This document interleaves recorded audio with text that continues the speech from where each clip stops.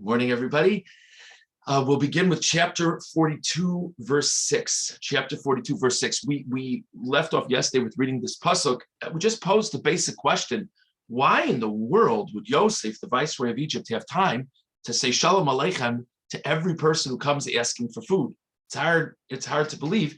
And additionally, the pasuk itself is somewhat striking. Just to read the pasuk, we've already been informed of Yosef's unique role in Egypt. It says in the pasuk, the Yosef who Ashalit, the brothers have just come in, they've come into Egypt. The Yosef who Ashalit al Aretz, Yosef, the one governing over the land. He is the one who provides food for all of the land. The brothers of Yosef came in and they bowed to him. Obviously, they didn't know that it was their brother Yosef. Why does the Torah have to give two different descriptions of Yosef's role in this pasuk? So the various things just somewhat perplexing here. Ramban on pasuk vav, hu hamashpir l'cholam haaretz, einenu roi sheyi ashalit al haaretz. It doesn't make sense, wouldn't seem to make sense, that the governor over the land, Mishneh lamelech Mitzrayim, number 2 man in Egypt, mocher l'chol echad sa otarkov min atfua.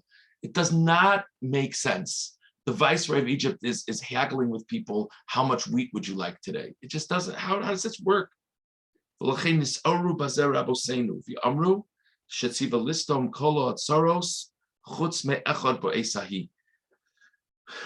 there's a medrash that it must be that Yosef had closed off the grain supply.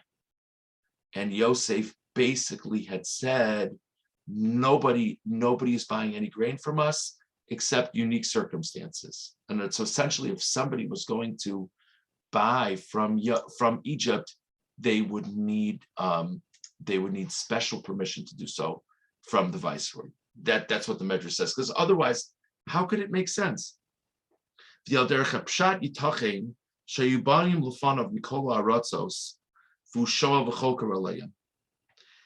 could be, says the Ramban, that people would come from all these different lands, and Yosef indeed would be the one to analyze their case.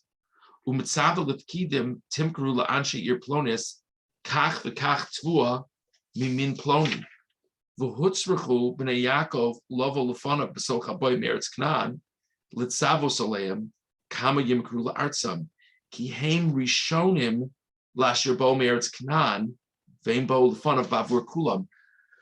it could very well be, says the Ramban, not that Yosef would meet every person who was looking for a bag of potatoes, but that the idea was when people would come from a region, Yosef wanted to find out what was going on in the region. Yosef needed to understand, generally speaking, how much grain do you have? How is the economy there? And based on that, Yosef could make a decision how much, not to give to one family, how much to give to the area. And says the Ramban, for all we know, maybe the brothers of Yosef were the first ones from Canaan, from the land of Israel, who had come. So now, first people from a region, Yosef has to have a detailed discussion with them. And based on that discussion, he'll make a broad decision as to what the relationship will be, what the grain relationship will be with the people from the land of Canaan.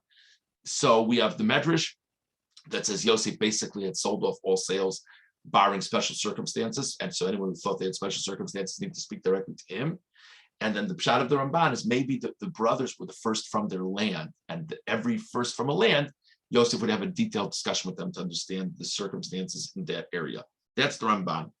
Sforno, hua shalit, hua mashpir. Im heyoso hashalit hayahu ba'atzmo hamocher. Being that he was the governor over the land, or maybe even though he was the governor over the land, he himself was the salesman. The Sforno says the pasuk is emphasizing the very bewildering fact that we're commenting on. Even though he's number 2 man in Egypt, he's still standing behind the counter. Velohaya mamin ba'avadav. Yosef did not believe the people lower down the chain of government. He didn't trust them.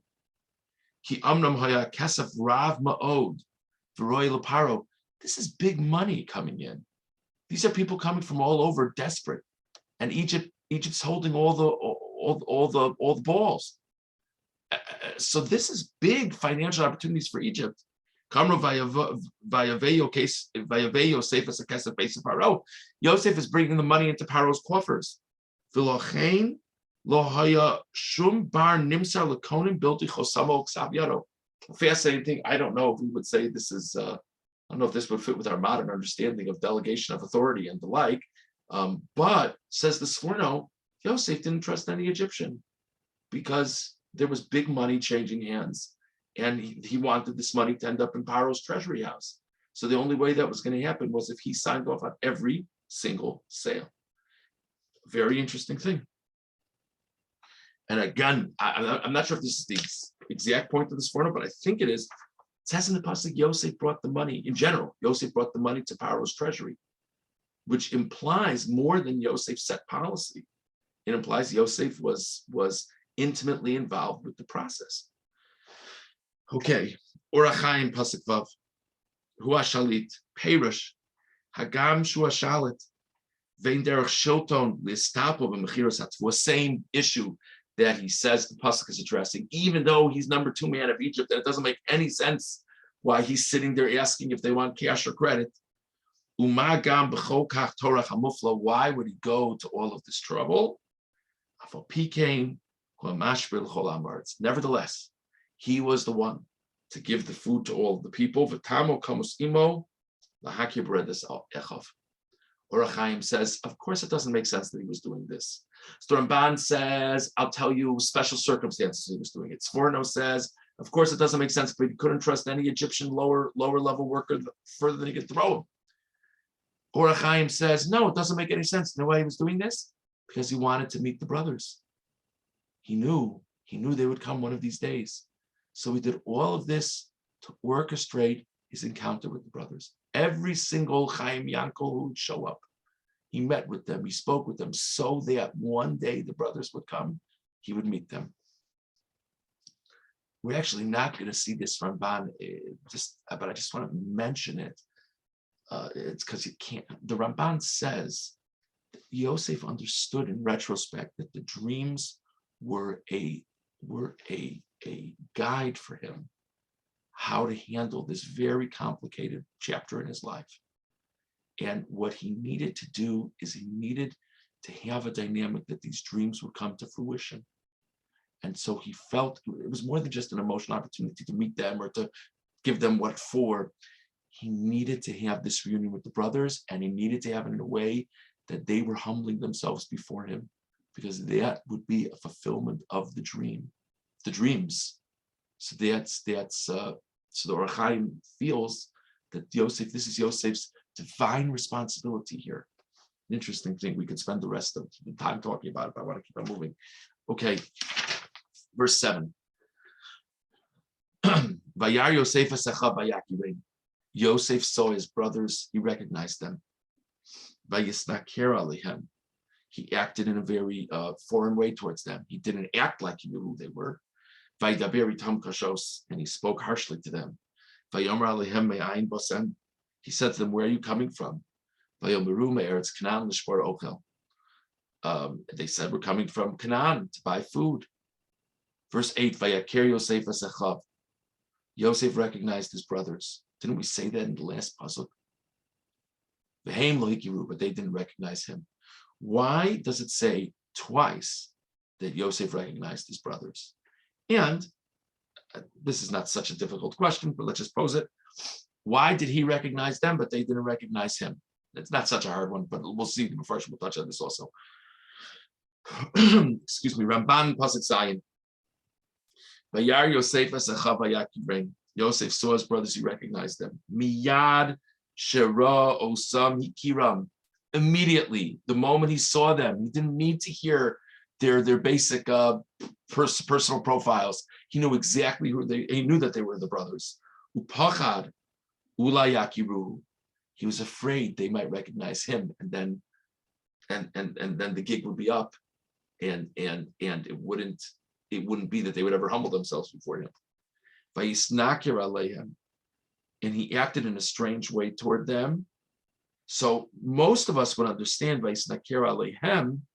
Rashi, for example, says he acted in a strange way toward them through speaking harshly to them, which is the next phrase in the pasuk. Ramban says no. Shesam hametznefes al mitzcho. He put his hat further down on his forehead. Uktsas haponim v'shina atzmo. He made himself look different. He made it even more difficult to recognize him. Okay, that's the first thing the Ramban says. Or maybe what it means, he was strange towards them. What we already said, Rashi says, that he acted in a strange way towards them in his words. Shediber lahem kashos, he spoke harshly to them. V'amar lahem bekas, he spoke to them angrily. Ki'ilu lo yavo adam lefanav lishbor. I mean, the words they says are so strange. Where are you coming from? Essentially, why are you here? What kind of ridiculous question is that? Why are you here? Why is everyone else from the Middle East here? So it was an overtly aggressive thing to say to them. Where are you coming from? They said, yeah, we're from Canaan. We're here because we're looking for food.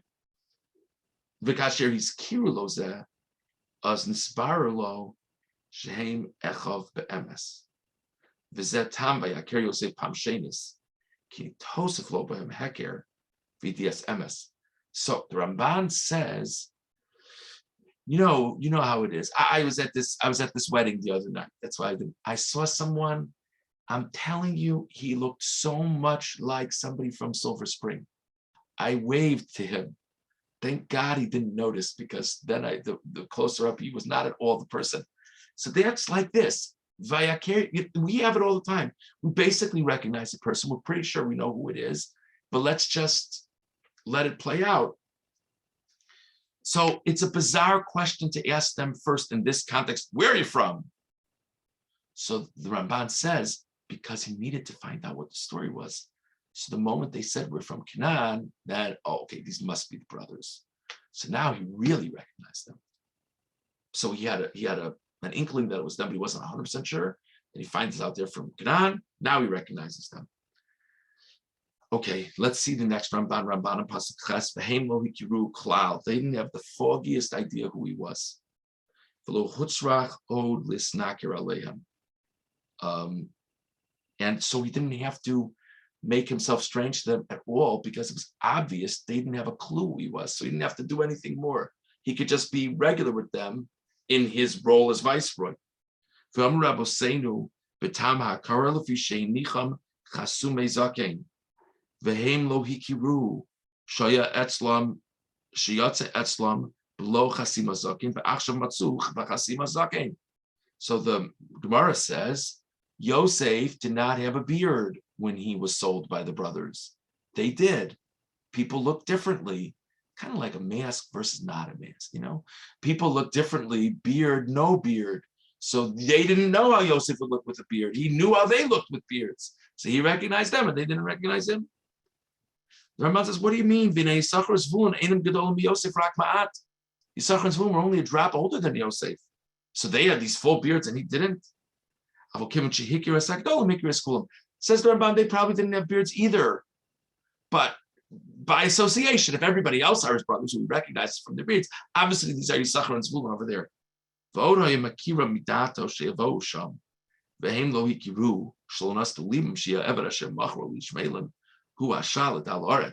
Second point the Ramban makes is, of course they didn't recognize him. It was beyond their wildest dreams that he would be the viceroy of Egypt. He knew they'd be coming one of these days. So he was looking for them. It's a world of difference. The Ibn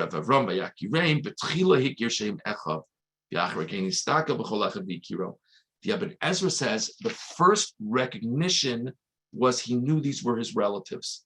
He knew these were his brothers. But if you were to ask him, quick, who's Yehuda? Who's Yisachar? He wouldn't have known. The second Vayakir recognized is that he really could tell who each one was. So we discussed this morning 3 different ideas as to why Yosef is the one selling grain in the first place. We discussed these ideas about why it says he recognized them twice. And we also discussed why they would recognize him. Sorry, he would recognize them and they wouldn't recognize him. Any comments?